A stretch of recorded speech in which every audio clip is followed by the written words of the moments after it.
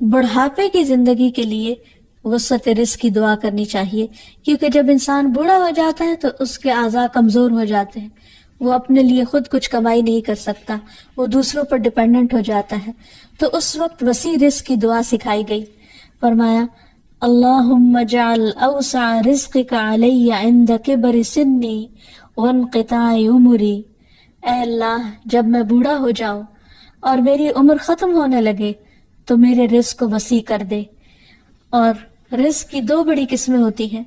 ایک وہ رزق جو ظاہری طور پر جسموں کی غذا بنتا ہے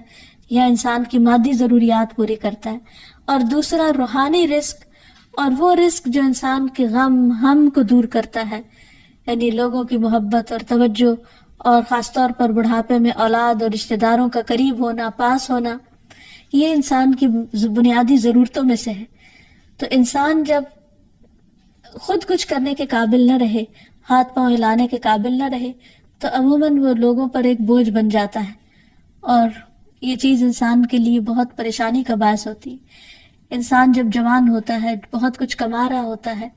تو سب اس کو لک فارورڈ کرتے ہیں، سب اس سے محبت کرتے ہیں، سب اس کے پیچھے جاتے ہیں، کیونکہ اس کی ذات سے لوگوں کو فائدہ پہنچتا ہے۔ لیکن بڑھاپے میں انسان اس طرح فائدہ نہیں پہنچا سکتا،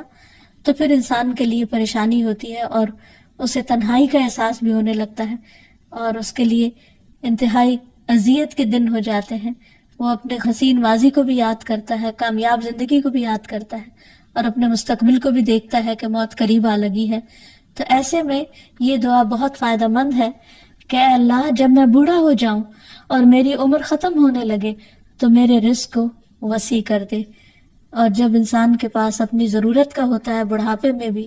تو انسان یکسوئی کے ساتھ اللہ سبحانہ وتعالیٰ کی عبادت اور زیادہ کر سکتا ہے۔ اسی طرح اپنے لیے اور اپنی اولاد کے لیے وسیع رزق کی دعا کرنی چاہیے، جیسے ابراہیم علیہ السلام نے دعا کی تھی، ربنا انی اسکنت من ذریتی بواد غیر ذی زرع عند بیتک المحرم ربنا لیقیموا الصلاة فاجعل افئدة من الناس تہوی الیہم وارزقہم من الثمرات لعلہم یشکرون۔ اے ہمارے رب، بے شک میں نے اپنی کچھ اولاد کو اس وادی میں آباد کیا جو کسی کھیتی والی نہیں، تیری حرمت والے گھر کے پاس، اے ہمارے رب، تاکہ وہ نماز قائم کریں۔ سو کچھ لوگوں کے دل ایسے کر دے کہ ان کی طرف مائل رہیں، اور انہیں پھلوں سے رزق عطا کر تاکہ وہ شکر ادا کریں۔ جس میں ہم دیکھتے ہیں کہ ابراہیم علیہ السلام اپنے بچوں کے لیے روحانی رزق کی دعا بھی کر رہے ہیں، جذباتی محبت کی رزق کی دعا بھی کر رہے ہیں، اور پھر اس کے ساتھ ساتھ جسمانی رزق کی دعا بھی کر رہے ہیں جو ہر انسان کی ضرورت ہے، اور اس میں سے بھی بہترین رزق یعنی پھلوں کے رزق کی دعا کر رہے ہیں، کیونکہ انسان کو اللہ تعالیٰ کا صرف رزق ہی نہیں مانگنا چاہیے، بہترین رزق مانگنا چاہیے۔